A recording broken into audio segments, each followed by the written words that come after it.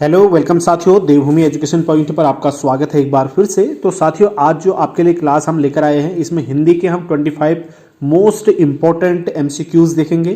25 question आपके लिए यहाँ पर मैं लेकर आया हूँ जो आने वाली परीक्षाओं के लिए बेहद ही इंपॉर्टेंट है, क्योंकि आपने देखा जो परसों एग्जाम हुआ था उसमें हिंदी के कैसे क्वेश्चन आए थे। ठीक है, वहाँ पर बहुत ही महत्वपूर्ण क्वेश्चन आपको मैं यहाँ पर देने वाला हूँ, साहित्य से, जो राइटर वगैरह है वहाँ से, और बाकी जो ग्रामर वाला पोर्शन आपका होता है वहाँ से भी इंपॉर्टेंट क्वेश्चन लेकर आया हूँ। और यहाँ पर जितने भी क्वेश्चन आपको देखने को मिलेंगे उनमें हम जितने आंसर है उन पर तो डिस्कस करेंगे ही। बाकी मैं ये उम्मीद करके इस वीडियो को बना रहा हूँ कि 25 क्वेश्चन से आपके यहाँ पर कम से कम जो है 150-200 क्वेश्चन तैयार हो जाए। ठीक है, हम पूरा डिटेल में यहाँ पर चर्चा करेंगे, तो लास्ट तक बने रहना और आपको कमेंट करके जरूर अपनी प्रतिक्रिया हमें देनी है। चलिए स्टार्ट करते हैं। पहला क्वेश्चन देखते हैं दोस्तों। यहाँ पर फर्स्ट क्वेश्चन है, भाषा शब्द संस्कृत के किस धातु से बना हुआ है। ठीक है, तो भाषा शब्द देखिए भाषा में कौन सी मूल जो धातु होती है ना, तो वो क्या है दोस्तों। जो भाषा बना हुआ है वो भास से बना हुआ है। ऑप्शन सी पर आप ध्यान देंगे तो भास से बना हुआ, मूल धातु भास थी। जब इसमें हम आ जोड़ देते हैं पीछे से तो ये भास धन आ जो है क्या बन जाता है, भाषा बन जाता है इस तरीके से। ठीक है, आप बाकी देखेंगे यहाँ पर भाष्य, भास, भाष और भाष। ठीक है, तो ये है ऑप्शन, यहाँ पर आपका ऑप्शन यहाँ पर सी सही होने वाला है। नेक्स्ट क्वेश्चन है, इनमें से कौन सा भाववाचक संज्ञा नहीं है। आपको संज्ञा आपने पढ़ी होंगी, संज्ञा के भेद आपने पढ़े होंगे। संज्ञा किसी के नाम वगैरह को बोला जाता है। ठीक है, तो अब देखेंगे सबसे पहले ऑप्शन में यहाँ पर श्याम दिया गया दोस्तों, ये किसी का नाम है। ठीक है ना, श्याम क्या है, किसी का नाम है, या फिर आप कह सकते हैं इसका रंग। अगर रंग के माध्यम से लेंगे तो यहाँ पर ये गुणवाचक हो जाएगा। ठीक है, गुणबोधक या गुणवाचक संज्ञा इसको हम कह सकते हैं। अगर हम इसका, अगर किसी का नाम इसको लेंगे कि कोई राम, श्याम, ठीक है, इस तरीके से लेंगे तो ये कौन सी संज्ञा यहाँ पर होगी, व्यक्तिवाचक संज्ञा होने वाले। ठीक है, व्यक्तिवाचक संज्ञा। अब उसी तरीके से आप यहाँ पर नदी देखेंगे तो नदी किसी एक का नाम नहीं है। ठीक है, ये पूरी जाति को बिलोंग कर रही है, तो इसलिए ये क्या हो जाती है दोस्तों, जातिवाचक संज्ञा आप इसको कहेंगे नदी को। ठीक है, उसके बाद आता है यहाँ पर को बचपन। ठीक है, तो बचपन एक प्रकार से क्या है दोस्तों, एक भाव है। ठीक है, तो ये क्या हो जाएगा दोस्तों, भाववाचक संज्ञा बचपन हो जाएगा। तो हमसे क्वेश्चन में क्या पूछा, भाववाचक संज्ञा कौन सी है, तो ऑप्शन सी यहाँ पर हमारा सही होगा। बाकी लास्ट में एक पानी बचता है, तो पानी क्या है, पदार्थ है। ठीक है, तो पदार्थ जितने भी पदार्थ होते, तेल है, पानी है, चावल है, ठीक है, इस प्रकार की जो भी चीजें आती है वो द्रव्य में आती हैं। ठीक है, तो द्रव्यवाचक संज्ञा हो जाएगी। अब द्रव्य और द्रव ये दोनों चीजें अलग अलग हैं, आप समझते होंगे इस चीज को। द्रव्य का मतलब होता है पदार्थ है, ठीक है, द्रव का मतलब होता है लिक्विड। तो यानी कि ऑप्शन हमारा सी इस क्वेश्चन के लिए सीधा सीधा सही होने वाला है। नेक्स्ट क्वेश्चन देखिए आप, सर्वनाम आपने पढ़े होंगे तो क्वेश्चन उसी से है। यहाँ पर निजवाचक सर्वनाम का प्रयोग किस वाक्य में हुआ है। यह मेरी निजी पुस्तक है, यानी कि कुल मिला के ये कहना चाह रहे हैं कि यह मेरी पुस्तक है। यानी कि यहाँ पर निजवाचक सर्वनाम का है, तो आप सोचोगे कि ये निजवाचक सर्वनाम होगा, तो ये निजवाचक सर्वनाम नहीं होगा दोस्तों। ठीक है, जो निजवाचक सर्वनाम होता है, निजवाचक सर्वनाम क्या बोलता है, अपने बारे में बात करता है, स्वयं के बारे में, खुद के बारे में। ठीक है, तो यहाँ पर जिस शब्दों में खुद स्वयं का प्रयोग होता है उसको हम निजवाचक सर्वनाम कहते हैं। जैसे अगर हम एग्जाम्पल देखें तो हम कहते हैं ना कि ये गीत मैंने खुद गाया है। ठीक है, वो खुद ने कर रखा है वो काम।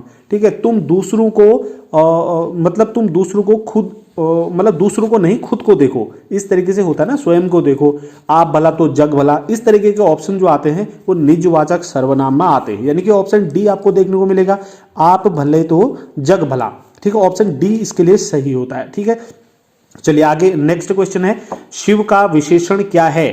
ठीक है, तो शिव का विशेषण क्या होता है दोस्तों, देखिए सबसे पहले शिवेश है। ऑप्शन ए पर अगर आप ध्यान देंगे ये शिवेश, तो शिवेश जो है शिव का पर्यायवाची आप इसको कह सकते हैं। शिवेश का मतलब भी शिव ही होता है। शंकर भी जो है शिव का पर्यायवाची शब्द है। उसके बाद शैव आता है। ठीक है, तो जो विशेषण होते हैं वो क्या करते हैं, विशेषता बताते हैं। ठीक है, संज्ञा या सर्वनाम की क्या बताते हैं, विशेषता बताते हैं। तो शैव का मतलब होता है दोस्तों जो शिव को मानने वाले हैं। ठीक है, यानी कि शिव को मानने वाले उनके भक्तों के बारे में बता रहा है, जो शिव को मानते हैं, यानी कि शिव के जो अनुयायी हैं उनके लिए शैव का प्रयोग किया जाता है। तो ऑप्शन सी यहाँ पर भी ठीक होने वाला है। ठीक है, उसके बाद शैल आप तो जानते हो, शैल का मतलब तो पर्वत होता है, पहाड़ होते हैं। ठीक है, तो ऑप्शन सी यहाँ पर बिल्कुल सही होगा। अगला क्वेश्चन है, वह घर पहुंच गया। ठीक है, इस वाक्य में पहुंच गया निम्नलिखित में से किस क्रिया का उदाहरण है।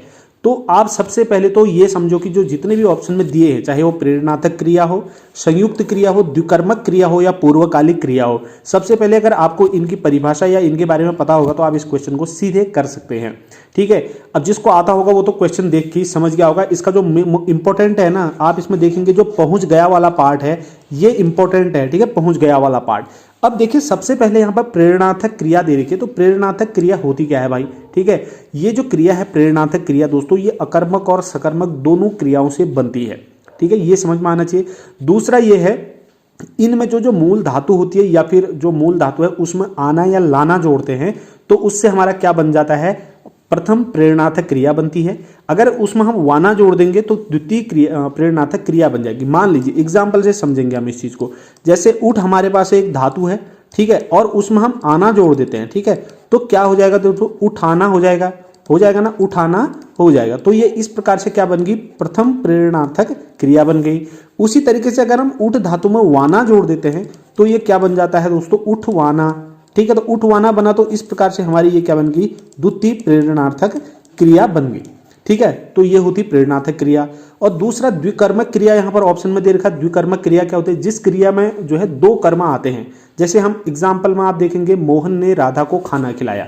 ठीक है, तो अब ऑप्शन देखिए द्विकर्मक, इसमें दो कर्म आ रहे हैं। मोहन ने राधा को खाना खिलाया, एक तो आ रहा है राधा, ठीक है, एक कर्म कौन सा है, राधा है, कर्म फर्स्ट है। दूसरा खाना, क्या खिलाया, खाना खिलाया, तो इसमें जो है दूसरा कर्म क्या आ गया, खाना आ गया। तो इस प्रकार से दो कर्म जिसमें होते हैं, तो इसमें दो कर्म तो है नहीं, तो इसका मतलब ये ऑप्शन नहीं होगा। तीसरा आता है संयुक्त क्रिया।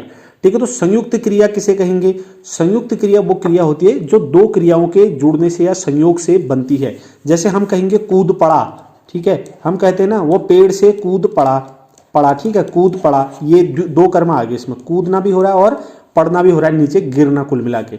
उसके बाद मैंने पढ़ लिया, ठीक है, पढ़ लिया। उसके बाद जैसे खा लिया, ठीक है, खा लिया। तो अगर आप इस क्वेश्चन को देखेंगे, इसमें भी पहुंच गया, दो क्रियाएं हो रही, एक तो पहुंच हो रहा है, दूसरा क्या हो रहा है, गया। तो इस प्रकार से इसमें कौन सी क्रिया होगी, पहुंच गया में जो है संयुक्त क्रिया हो जाती है सीधे सीधे। ठीक है, तो संयुक्त क्रिया ऑप्शन इसका ठीक होगा दोस्तों। इसमें दो क्रियाएं, पहुंचना और गया, ये दो क्रियाओं से मिलकर बना है। अगर हम इसके बाद पूर्वकालिक क्रिया लास्ट ऑप्शन देखेंगे आप, इसमें ये होता है जब कर्ता एक कार्य को पूरा करके किसी दूसरे कार्य को प्रारंभ कर लेता है, तो उसको हम क्या कहते हैं, जो उसमें पहले जो संपन्न हो चुकी है क्रिया, उसको हम पूर्वकालिक क्रिया कहते हैं। जैसे हम कहेंगे कि दीपक खाना खाकर सो गया, या दीपक खाना खाकर खेलने चला गया। ठीक है, दीपक पानी पीकर अब खाना खा रहा है। तो इस प्रकार से जो भी, जैसे हमने कहा कि उसने खाना खा लिया, मतलब खाना खा करके वो कहाँ चले गया, खेलने चला गया, तो उसने खाना खाकर जो होगा ना वो पूर्वकालिक क्रिया होगी। ठीक है, तो इसका मतलब पूर्वकालिक क्रिया भी इसमें नहीं होती है, प्रेरणार्थक क्रिया भी इसमें नहीं है। तो ऑप्शन आपका सीधा सीधा सही हो जाएगा, ऑप्शन सी, संयुक्त क्रिया इसमें होती है। चलिए नेक्स्ट क्वेश्चन देखते हैं। भूतकाल के कितने भेद हैं दोस्तों। आप अगर इंग्लिश पढ़ते हैं तो इंग्लिश के हिसाब से अगर भूतकाल के आप देखेंगे तो उसमें चार भेद होंगे। ठीक है, तो चार होते हैं ना, जैसे कोई भी टेंस आप पढ़ते तो उसके इनडेप्थ जो जैसे पास्ट, फ्यूचर या फिर प्रेजेंट के चार होते हैं। तो लेकिन यहाँ पर अगर आप हिंदी पढ़ते हैं तो उसमें अलग प्रकार से इसको देखा जाता है। जैसे आप कहेंगे भूतकाल के कितने भेद हैं इस क्वेश्चन के लिए, तो दोस्तों भूतकाल के होते हैं 6 भेद। ठीक है, भूतकाल के कितने भेद होते हैं, 6 भेद होते हैं। नंबर 1 जो होता है वो होता है सामान्य भूत। ठीक है, सामान्य भूत होता है। दूसरा जो होता है दोस्तों वो होता है आसन्न भूत। ठीक है, सामान्य भूत, आसन्न भूत। तीसरा होता है दोस्तों पूर्ण भूत। ठीक है, पूर्ण, जो पूर्ण हो चुका है मतलब, ठीक है, पूर्ण भूत। भूत माने आपको पता ही है पास्ट होता है, ठीक है ना, पूर्ण भूत। और जो चौथा होगा दोस्तों वो होगा अपूर्ण भूत। ठीक है, अपूर्ण भूत होता है चौथा। और उसके बाद जो पांचवा होगा, पांचवा क्या होता है, संदिग्ध भूत। ठीक है, यानी कि क्रिया अभी वैसे पूर्ण में हो चुकी है लेकिन अभी भी वो क्रिया चल रही है। उसके बाद जो छठा नंबर का होता है वो होता है हेतु मद भूत। ठीक है, हेतु मद भूत। तो ये इसके जो है 6 भेद होते हैं भूतकाल के। ठीक है, अब ऐसे ही अगर आप भविष्य काल के देखेंगे उसके अलग होंगे, हर किसी के अलग अलग होते हैं। ठीक है, ये मत सोचना कि अगर इसके 6 हैं तो बाकियों के भी 6 ही होंगे, ऐसा नहीं है। चलिए नेक्स्ट क्वेश्चन।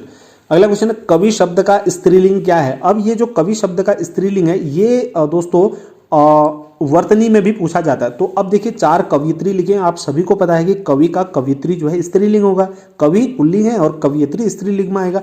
लेकिन जो लिखने का जो तरीका है ना वो कौन सा सही होगा, तो दोस्तों कवियत्री ये भी नहीं होगा और फर्स्ट वाला भी नहीं होगा, लास्ट वाला तो होगा ही नहीं। तो ऑप्शन आपके पास ऑप्शन बी बच जाता है। ये जो ऑप्शन है ना ये बिल्कुल सही ऑप्शन है।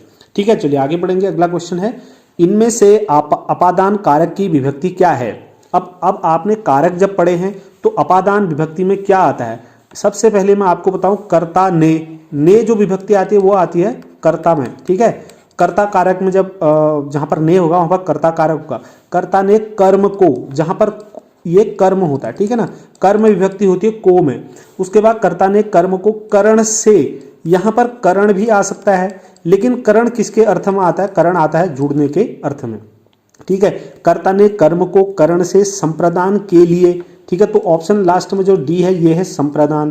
ठीक है, अभी खत्म नहीं हुआ, अभी देखते रहो, संप्रदान के लिए।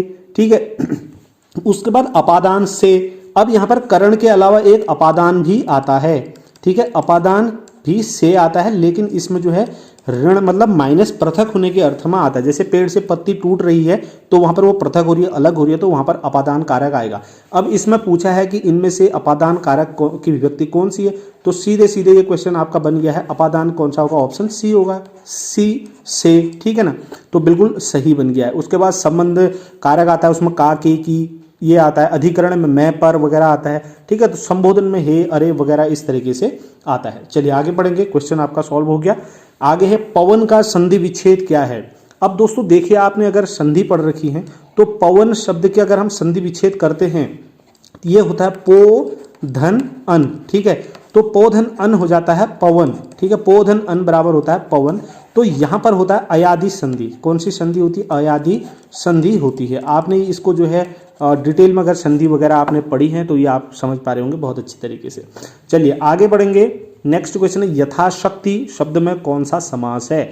अब देखिए इसके अगर आप टुकड़े करेंगे तो एक तो आ जाएगा, यशा लिख रखा है इसमें, लेकिन ये यथा होगा। ठीक है, यथा, और एक होता है शक्ति। ठीक है, तो ये अव्ययी भाव समास होता है दोस्तों, जिसमें जैसे आजन्म है। ठीक है, आजन्म, तो आ जन्म में भी क्या होता है, आ आगे से ये अव्ययी लगते हैं। इसमें जो मेन जो शब्द होता है, धातु कह सकते हैं आप या शब्द कह सकते हो, तो उसके आगे से क्या होता है, जो उपसर्ग तरीके से काम करते हैं ये अव्ययी होते हैं।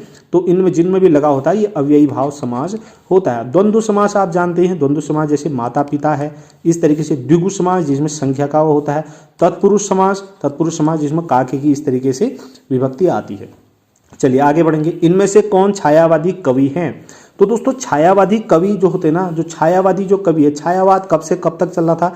छायावाद जो है, जो छायावाद का समय माना जाता है वो 1918 से लगभग 1936 तक का जो समय था ये छायावाद का था। इस दौरान जिन लोगों ने अपनी कृतियां लिखी हैं, जिन लोगों ने अपनी रचनाएं की हैं, वो छायावादी कवि होंगे। जिसमें जैसे कि छायावाद के अंतर्गत एक नाम बहुत प्रसिद्ध है दोस्तों, वो किसका नाम है, सुमित्रानंदन पंत जी का नाम है। ठीक है, सुमित्रानंदन पंत एक इसमें महत्वपूर्ण है। दूसरे इसमें महादेवी वर्मा अगर आप देखेंगे तो महादेवी वर्मा भी जो है छायावाद की ही है। ठीक है, और उसके बाद छायावाद के अंतर्गत आप बात करेंगे जयशंकर प्रसाद। ठीक है, जयशंकर प्रसाद यहाँ पर ऑप्शन डी में दिया गया है। तो छायावादी कवि कौन है, जयशंकर प्रसाद है। और इनके अलावा एक राजकुमार वर्मा है। ठीक है, तो राजकुमार वर्मा भी जो है क्या है, छायावाद के आते हैं। अगर छायावाद से हम थोड़ा सा अगर पहले चले जाएं, ठीक है, तो छायावाद से पहले अगर आप चले जाएंगे तो उस समय द्विवेदी युग था। ठीक है, तो द्विवेदी युग इसको बोलते हैं, छायावाद से जो पहले का समय था। इस युग में जितने भी राइटर हुए होंगे, जिन्होंने अपनी रचनाएं की होंगी, वो द्विवेदी युग के अंतर्गत आती हैं। तो द्विवेदी का जो युग माना जाता है 1900 से लेकर के लगभग 1920 तक का जो समय था, ये द्विवेदी युग के अंतर्गत माना जाता है। और छायावाद की अगर हम बात करेंगे तो उसके बाद आता है दोस्तों प्रगतिवाद। ठीक है, प्रगतिवाद छायावाद के बाद का समय आता है। ठीक है, प्रगतिवादी युग जो आप कह सकते हैं इसको एक प्रकार से। तो ये समय जो माना जाता है वो है 1936 से लेकर के 1948 तक का जो युग था, जो समय था, वो प्रगतिवादी युग का था। इसमें भी अनेक रचनाएं हुई होंगी। तो आपको मैंने छायावादी युग, इससे पहले और इसके बाद का बता दिया है। बाकी इस क्वेश्चन के लिए हमारा आंसर कौन सा है, जयशंकर प्रसाद, बिल्कुल सही होने वाला है। चलिए आगे बढ़ेंगे। अगला क्वेश्चन है, कविता में मुक्त छंद का प्रयोग किसने आरंभ किया। ठीक है। तो अब देखिए कविता में जो मुक्त छंद, छंद के बारे में आपने पढ़ा होगा, हालांकि अगर आप पटवारी का सिलेबस देखेंगे तो उसमें छंद नहीं दिए गए हैं पटवारी के सिलेबस में, ठीक है। तो पटवारी के सिलेबस में छंद नहीं है, लेकिन बाकी के जो एग्जाम है भाई उसमें तो छंद होंगे ही होंगे, ठीक है। अब छंद बहुत प्रकार के छंद होते हैं, तो इसमें मुक्त छंद के बारे में आपसे पूछा गया है। तो मुक्त छंद कौन सा होगा भाई? देखिए सबसे पहली बात तो हम छंद को देखते हैं, ठीक है। छंद को समझना बहुत जरूरी है। छंद को यहाँ पर मैं वो नहीं करूंगा, लेकिन इसके जो टाइप है ना, वो टाइप आपको बता देता हूँ कितने प्रकार के छंद होते हैं, यानी कि छंद के जो भेद हैं वो बता देता हूँ। नंबर 1 तो होता है दोस्तों वाणिक छंद, ठीक है, वाणिक छंद होते हैं। और दूसरे होते हैं मात्रिक छंद, ठीक है। अब इसके नाम से ही आप समझ पा रहे होंगे, आपने पढ़ा भी होगा तो नहीं भी पढ़ा तब भी। नंबर 3 होते हैं मुक्त छंद, ठीक है। तो मुक्त छंद, वाणिक छंद और मात्रिक छंद। अब वाणिक छंद यानी कि वर्ण यहाँ पर आ रहा है, वाणिक छंदों को अगर हम तोड़ेंगे वर्ण आ रहा है, तो वाणिक छंदों में क्या होता है, इसके सभी चरणों में जो वर्ण होते हैं ना, तो वर्णों की संख्या क्या होती है इसमें बराबर होती है, ठीक है, सभी चरणों में। और किसकी संख्या? वर्णों की संख्या, ठीक है, वर्णों की संख्या। उसके बाद मात्रिक छंद की आप बात करेंगे, इसमें सभी चरणों में मात्राओं की संख्या क्या होती है दोस्तों? मात्राओं की संख्या जो है इसमें इक्वल होती है, समान होती है। बहुत डिटेल में नहीं जा रहा हूं, ठीक है। उसके बाद अगर हम मुक्त छंद की बात करेंगे, तो मुक्त छंद में जिस छंद में वाणिक या फिर मात्रिक प्रतिबंध नहीं होता है, जैसे यहाँ पर प्रतिबंध था कि मात्राओं की संख्या समान होनी चाहिए सभी चरणों में, और यहाँ पर वर्णों की संख्या समान होगी, लेकिन यहाँ पर ऐसी कोई भी कंडीशन नहीं है, ठीक है ना, कोई भी कंडीशन नहीं है। जैसे इसके एग्जाम्पल में आप देखेंगे जूही की कली, ठीक है, जूही की कली। अब जूही की कली एक रचना है, ये किसने लिखी है दोस्तों? ये है निराला जी की, ठीक है।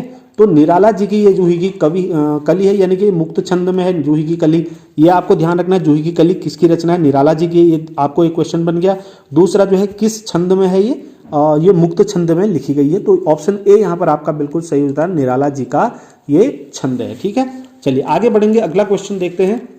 यहाँ से जयशंकर प्रसाद की काव्य भाषा कौन सी है? अब जयशंकर प्रसाद की जो काव्य भाषा है दोस्तों, वो तो है खड़ी बोली, ठीक है, खड़ी बोली हिंदी।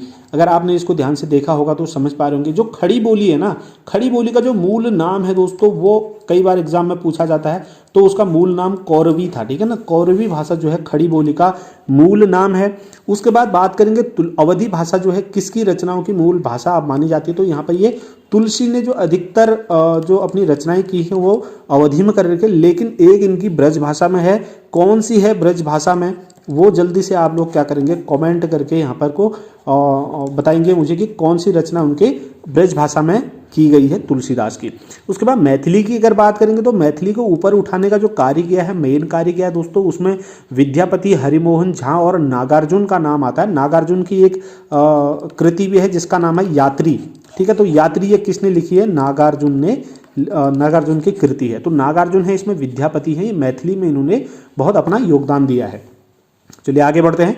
मधुर मधुर मेरे दीपक जल में कौन सा भाव व्यक्त हुआ है? तो मधुर मधुर मेरे दीपक जल में दोस्तों यहाँ पर विरह और रहस्य का भाव जो है व्यक्त होता है इससे, ठीक है। चलिए नेक्स्ट क्वेश्चन देखते हैं। हिमाद्री तुंग श्रृंग से क्या है?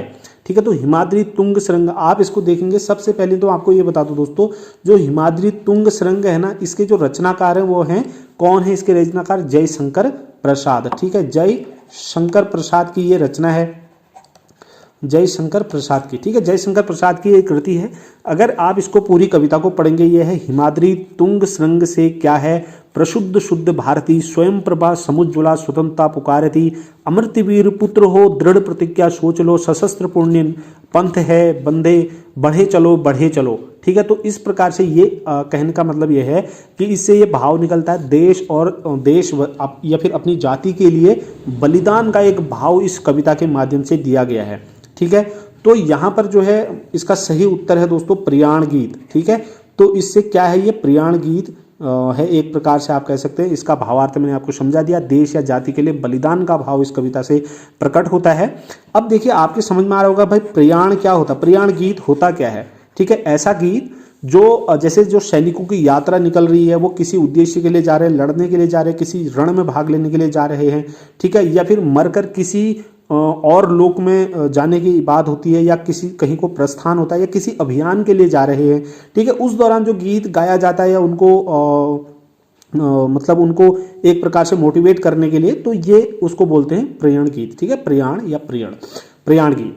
तो इस तरीके से आप इसको पूरी अच्छे तरीके से समझ सकते हैं। चलिए अगला क्वेश्चन है, उषा कविता में किसका शब्द चित्र है? ठीक है, उषा कविता में सबसे पहले तो आपको उषा का अर्थ पता होना चाहिए। ठीक है, उषा का अर्थ क्या होता है भाई? ठीक है, उषा एक कविता है जो इसके रचनाकार हैं। चलो सबसे पहले हम रचनाकार की बात कर लेते हैं। तो इसके जो रचनाकार है उनका नाम है शमशेर बहादुर सिंह। ठीक है, तो शमशेर बहादुर सिंह इनको जो ये लिखी गई है ये खड़ी बोली में लिखी गई है। ठीक है, तो इसकी जो बोली है वो खड़ी बोली है, इसकी भाषा जो खड़ी बोली में इस रचना को किया गया है।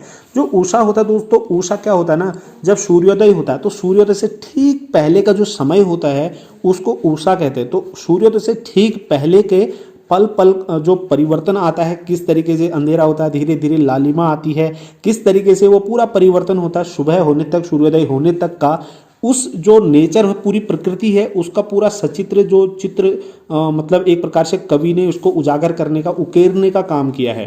ठीक है, तो उषा इसका ही मान है, यानी कि ये प्रकृति के बारे में उन्होंने इसमें पूरा सचित्र वर्णन किया है, यानी कि चित्र वर्णन किया है, उसकी सुंदरता को उकेरा है इसके माध्यम से। चलिए ऑप्शन सी सही होगा। अगला क्वेश्चन है, जी हाँ हुजूर मैं गीत बेचता हूँ, किस कविता की पंक्ति है? दोस्तों जी हाँ हुजूर मैं गीत बेचता हूँ, मैं तरह तरह के गीत बेचता हूँ। ठीक है, ये आप इस पूरी कविता को पढ़ेंगे तो ये किस तरह की कविता है यहाँ पर पूछा गया है। तो ऑप्शन तो इसका डी सही है, गीत फरोश जो है इसका सही आंसर होगा। इसका जो टाइटल है वो गीत फरोश है, लेकिन इसको लिखा किसने है दोस्तों? ठीक है, इस कविता को किसने लिखा? भवानी प्रसाद मिश्र ने लिखा है। ठीक है, भवानी प्रसाद मिश्र की ये रचना है दोस्तों। ये चीज़ आपको ध्यान रखना, नंबर 1 बहुत ही महत्वपूर्ण है। इस प्रकार से रचनाओं को पूछा जा रहा है आजकल, और मैंने आपको बता दिया ये गीत फरोश है। आगे बात करेंगे, अगला क्वेश्चन है, जनतंत्र का जन्म किस कवि की रचना है? जनतंत्र का जन्म किस कवि की रचना है दोस्तों? बहुत ही महत्वपूर्ण है, रामधारी सिंह दिनकर का है। ठीक है, ऑप्शन सी यहाँ पर ठीक है। तो जनतंत्र का जन्म किसकी रचना है? रामधारी सिंह दिनकर की रचना है। अब रामधारी सिंह दिनकर की कुछ अन्य रचनाएं भी जो बहुत ज्यादा महत्वपूर्ण है दोस्तों। नंबर 1 तो इसमें है कुरुक्षेत्र, दूसरा है रश्मि रथी। ठीक है, रश्मि रथी। अब खाली रश्मि होगा तब उनकी नहीं होगी, ठीक है ना, रश्मि रथी होगी पूरी तब उनकी रचना। एक जो बहुत ही महत्वपूर्ण है जो बार बार परीक्षा में देखने को मिलती है, उर्वशी। ठीक है, मोस्ट इंपॉर्टेंट है, ध्यान रखना, कुरुक्षेत्र, उर्वशी। ठीक है, और दूसरा एक इंपॉर्टेंट है, यहां से ये बनता है, उर्वशी के लिए इनको ज्ञानपीठ पुरस्कार दिया गया था। ठीक है, उर्वशी के लिए ज्ञानपीठ पुरस्कार इनको 1972 में मिला था। किसको? रामधारी सिंह दिनकर जी को। उसके बाद इनकी एक और रचना है दोस्तों जिसका नाम है धूप छांव। ठीक है, धूप छांव तो इनकी रचना है। और द्वंद्व गीत, ठीक है, द्वंद्व गीत भी जो है किसकी रचना है? दिनकर जी की रचना है। इनकी कुछ महत्वपूर्ण रचनाएं हैं, इनको बिल्कुल कंठस्थ आपने याद कर लेना है। दूसरा यहाँ पर महादेवी वर्मा का नाम आया है, तो इनके बारे में थोड़ा डिस्कस कर ले। इनके भी कुछ महत्वपूर्ण रचनाओं के बारे में पूछा जाता है। इनकी एक महत्वपूर्ण रचना है महादेवी वर्मा जी की दोस्तों, उसका नाम है नीरजा। ठीक है, नीरजा इनकी रचना है। उसके बाद आपको मैं बता दूं रश्मि। ठीक है, रश्मि किसकी है रचना? ये भी महादेवी वर्मा की है। रश्मि रथी आएगा वो उनकी नहीं है। ठीक है, रश्मि उनकी है। सांध्य गीत, ठीक है, सांध्य गीत ये भी किसकी है दोस्तों? ये भी महादेवी वर्मा की है। उसके बाद अतीत के चलचित्र जो एग्जाम में पूछे जाते हैं वो मैं आपको बता रहा हूँ। अतीत के चल चित्र भी क्यों है? महादेवी वर्मा की है। और उसके बाद इसमें एक और क्वेश्चन आता है इनका, दीप शिखा। ठीक है, दीप शिखा किसकी रचना है? ठीक है, किसकी है? तो दीप शिखा भी किसकी है दोस्तों? महादेवी वर्मा की रचना है। उसके बाद धूमिल भी इसमें एक नाम है, तो धूमिल के बारे में देख ले, कुछ इंपॉर्टेंट है अगर यहाँ से निकल के आता तो। इनके जैसे धूमिल का है दोस्तों लोहे का स्वाद, और रोटी और संसद, लोहे का स्वाद, मोचीराम, 20 साल बाद। ठीक है, ये कुछ इनकी रचनाएं धूमिल की, इनको भी नोट कर लेना अगर आपको नोट करनी है। चलिए आगे बढ़ते हैं। इनमें से कौन आंचलिक कथाकार है? दोस्तों आंचलिक कथाकार प्रेमचंद है, कमलेश्वर, जयशंकर प्रसाद या फणीश्वर नाथ रेणु। मैं आपको बता दूं दोस्तों, जो आंचलिक कथाओं की जो नींव रखी ना, नींव रखने का काम क्या था? फणीश्वर नाथ रेणु ने। ऑप्शन यहाँ पर कौन सा सही हो जाएगा? ऑप्शन डी यहाँ पर सही होगा। इनकी एक प्रमुख रचना है दोस्तों जिसका नाम है मैला आंचल। ठीक है, मैला आंचल, ये बहुत ही महत्वपूर्ण रचना है इनकी, जो एग्जाम में बार बार पूछी जाती है, ये इस चीज को ध्यान रखना। तो इसकी जो आंचलिक कथाओं की नींव रखी थी वो फणीश्वर नाथ रेणु ने ही रखी थी। चलिए आगे बढ़ते हैं। अलगू चौधरी और जुम्मन शेख किस कहानी के पात्र हैं? दोस्तों अलगू चौधरी और जुम्मन शेख शायद मुझे जहां तक याद है जब हम कक्षा 6 में पढ़ते थे तो चैप्टर 2 में था जुम्मन शेख और अलगू चौधरी। अगर आपने भी ये कहानी जुम्मन वाली पढ़ रखी है तो आप जरूर कमेंट करके बताना। तो ये कहानी जो है किसके पात्र हैं दोस्तों? पंच परमेश्वर के पात्र हैं। ठीक है, पंच परमेश्वर के पात्र हैं। इनकी एक बूढ़ी खाला होती है, वो पूरी कहानी आपको शायद पता होगी, पढ़ी होगी। तो पंच परमेश्वर, ठीक है। अगर आपको यहाँ पर पंचतंत्र आएगा ना तो पंचतंत्र जो है प्रेमचंद की कहानी नहीं है, ये विष्णु शर्मा ने लिखी थी। ठीक है, पंचतंत्र किसने लिखी है? विष्णु शर्मा ने लिखी है। लेकिन जो पंच परमेश्वर है ये किसकी रचना है दोस्तों? पंच परमेश्वर प्रेमचंद की रचना है। बहुत ही लेजेंड आदमी, बहुत ही गजब के जो राइटर हैं प्रेमचंद है, इनकी बहुत ही ख्याति इन्होंने प्राप्त की थी। तो प्रेमचंद की कथाओं को जब कहानियों को आप पढ़ते हैं तो एक अलग लेवल का मजा आता है। ठीक है, उसके बाद इसमें एक ऑप्शन सुभान खां, हमारा ऑप्शन ए यहाँ पर सही हो गया। सुभान खां जो है दोस्तों राम वृक्ष बेनीपुरी जो है इनकी एक रचना है, राम वृक्ष बेनीपुरी की रचना है सुभान खां। उसके बाद इनकी एक परिंदे है जो एक कहानी है। ठीक है, परिंदे किसने लिखी है? निर्मल वर्मा ने जो है लिखी है।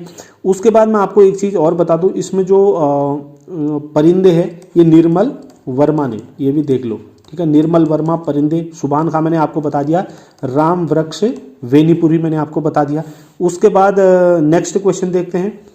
चलिए यहाँ से हो गया, सरकार मौज बहार की एक घड़ी एक लंबे दुखपूर्ण जीवन से अच्छी है। सरकार मौज बहार की ही घड़ी एक लंबे दुखपूर्ण जीवन से अच्छी है। वो अपने किसी राजा से या सरकार से बोल रहा है कोई इंसान। तो किस कहानी के पात्र का कथन है?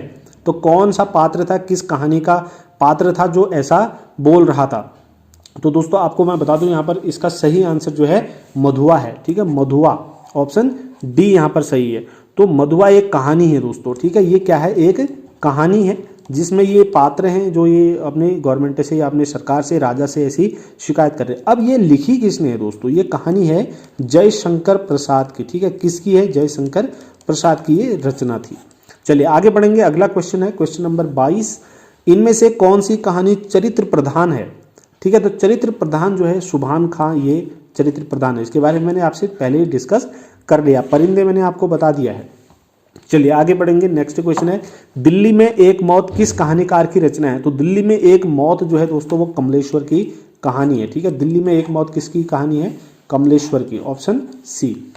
अगला, भारत विभाजन और सांप्रदायिकता की घटनाओं से संबंधित कौन सी कहानी है? दोस्तों भारत विभाजन और सांप्रदायिकता की घटनाओं से जो है मलबे का मालिक जो है ये कहानी है। ठीक है, इससे संबंधित भारत विभाजन और सांप्रदायिक की घटनाओं से संबंधित है। आगे बढ़ेंगे। लास्ट क्वेश्चन है, वापसी कहानी में किस पात्र की वापसी का जिक्र है? तो जो वापसी एक कहानी है दोस्तों उसमें किसका जिक्र है? गजाधर बाबू का जिक्र है। ऑप्शन डी यहाँ पर सही हो जाएगा। ठीक है, मौका मिले तो इन कहानियों को पढ़ना जिससे कि आपके पूरे अच्छे तरीके से समझ में आ जाए। गजाधर बाबू का ये जिक्र है। तो साथियों यहाँ पर मैंने आपसे 25 क्वेश्चन डिस्कस किए, जिसमें भी मुझे महसूस हुआ कि इसमें थोड़ा बहुत डिस्कस करना चाहिए और जो इम्पोर्टेंट चीज़ थी वो हमने आपसे डिस्कस कर ली है। अगर वीडियो आपको अच्छा लगा है तो आपको 2 काम करने होते हैं। नंबर 1 तो आप वीडियो को लाइक कर लेंगे। दूसरा दोस्तों अपने दोस्तों तक, अपने ग्रुप्स वगैरह में आप क्या करेंगे? शेयर कर देंगे इस वीडियो को। और तीसरा जो आपने अभी तक कर लेना चाहिए वो हमारे चैनल को सब्सक्राइब है, क्योंकि आपको बहुत सारे मटेरियल यहाँ से मिलेगा। माफ़ी चाहते हैं इस बीच आप लोगों से कनेक्ट ज़्यादा नहीं हो पा रहे हैं, और कुछ ही समय बाद हम जो है हर चीज़ को कंटिन्यू करेंगे, पूरा कंप्लीट तरीके से करेंगे। अपना पेशेंस बनाए रखें और हमारे साथ जुड़े रहें दोस्तों। कहीं पर अगर हमसे कोई गलती होती है तो हम उसके लिए आपसे माफ़ी चाहते हैं, लेकिन अपनी क्रिया प्रतिक्रिया को आपको अपने कमेंट बॉक्स में ज़रूर छोड़ना है।